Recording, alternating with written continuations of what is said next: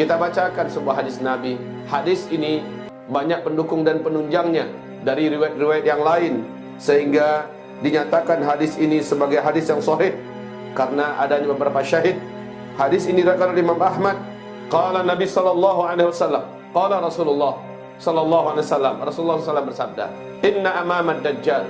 Setelah Dajjal lepas dari ikatan yang membelenggunya, baik ikatan kekuatan fisiknya ataupun ikatan kekuatan maknawiyahnya, atau disebut juga dengan kesaktiannya.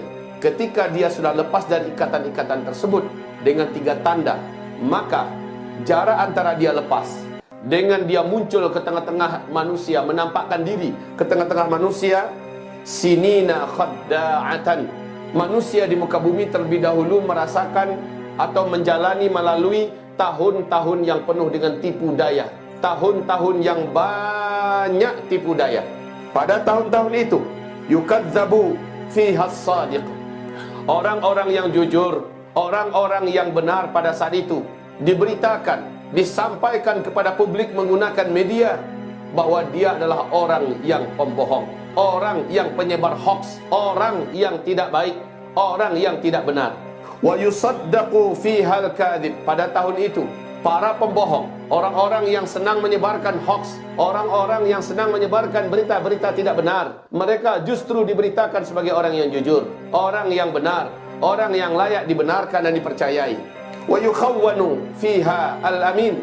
Pada tahun-tahun itu kata Rasulullah, orang-orang yang amanah justru mereka akan dikatakan sebagai pengkhianat. Itu tahun-tahunnya. Lalu wa yu'tamanu fihal kha'in wa yatakallamu fiha ar-ruwaybidah. Pada tahun-tahun menjelang Dajjal memunculkan dirinya, di situ kalian akan menyaksikan banyak ruwaybidah yang berbicara.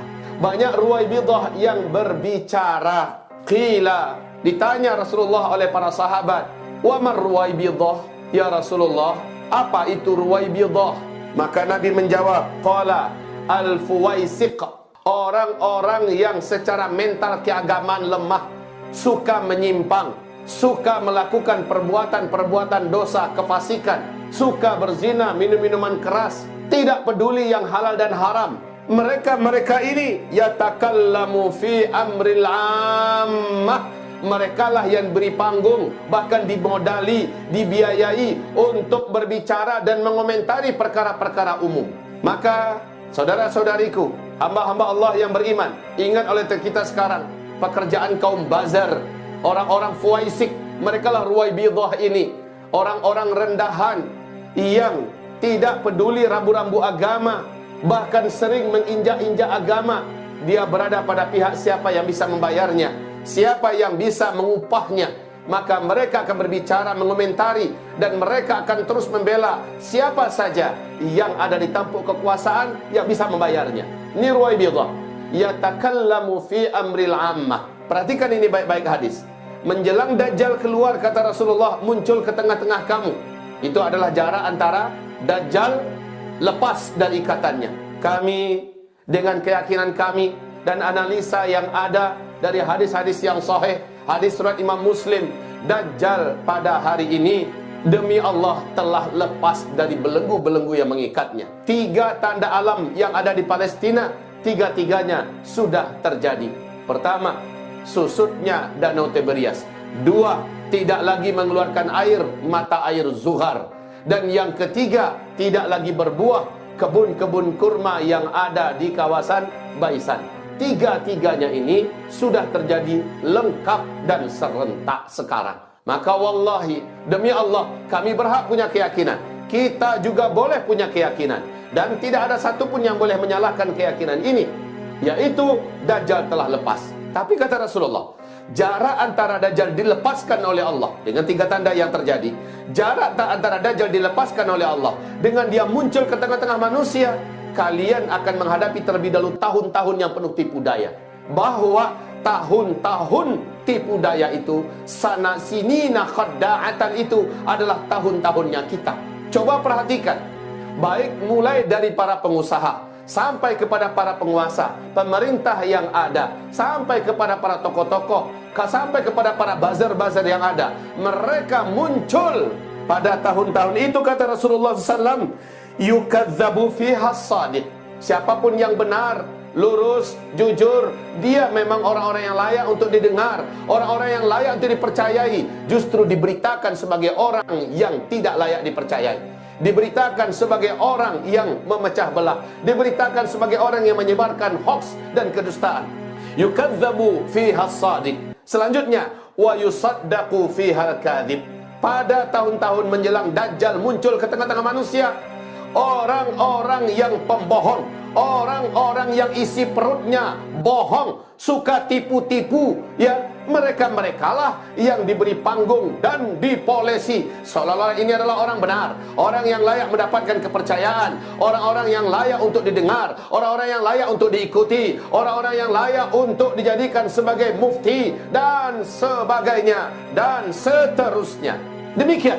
Selanjutnya Rasulullah bersabda, wa yu'tamanu wa yukhawwanu fihal amin. Orang-orang yang memiliki kapasitas, kemampuan, baik dalam hal ekonomi, dalam hal pendidikan, dalam hal militer, dalam hal apa saja, dia layak mendapatkan kepercayaan, tetapi dia justru tidak diberi kepercayaan.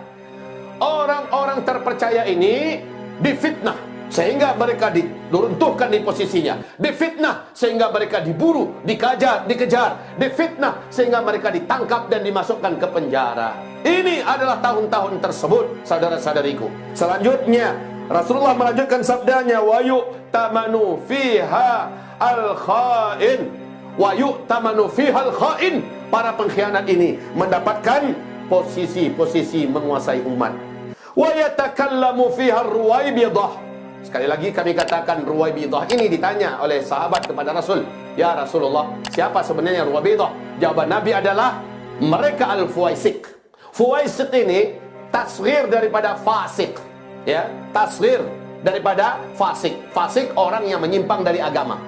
Dan itu adalah tahun-tahun yang benar yang dikatakan Rasulullah. Pada hari ini, pada saat ini, kita benar-benar merasakan hal tersebut di atas tadi. Berarti tidak lama lagi Dajjal la'natullah alaih akan memunculkan diri ke tengah-tengah kita.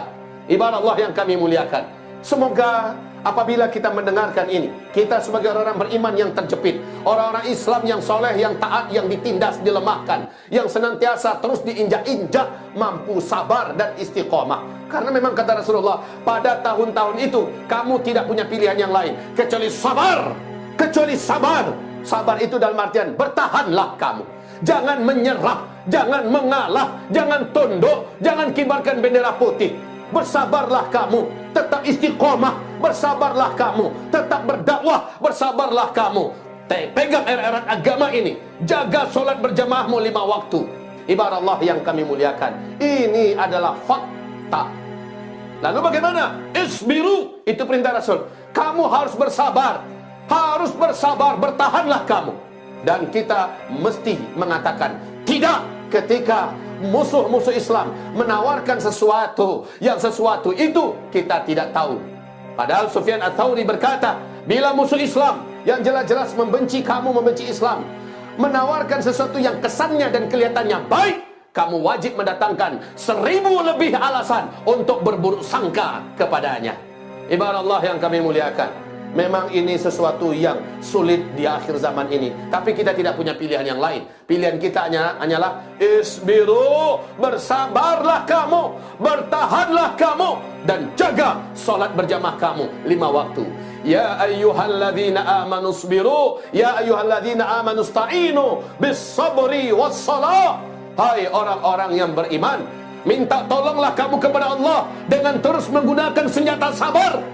Dan jagalah solat kamu, solat berjamaah 5 waktu. Jaga secara disiplin, jaga secara kuat. Dia benteng jiwa, dia benteng hati, dia benteng badan, dia benteng kesehatan, dan dia benteng dari segala benteng-benteng terbaik yang ada. Solat berjamaah 5 waktu, kejar di masjid dan jangan pernah meninggalkannya. Dan lapisi solat itu dengan solat sunat qabliyah dan solat sunat ba'diyah. Lapisi solat-solat tersebut ibarat pelek mobil, ibarat mobil Tuhan. Itu kan ada peleknya itu. Supaya peleknya betul-betul lengket, ikat. Bautnya yang ada itu kencengin sekenceng-kencengnya. Nah, baut-baut yang kencengin itu ibaratnya sholat sunat qabliyah dan ba'diyah. Itu yang menjaga. agar mobil ini bannya tidak lepas, agar mobil ini bannya bisa membawa kita laju. Jadi solat sunat qabliyah dan solat sunat ba'diyah bukan sesuatu yang suka-suka. Mau kita kerjakan, nggak dikerjakan nggak apa-apa. Kamu tidak punya senjata yang lebih kuat melebihi daripada doa.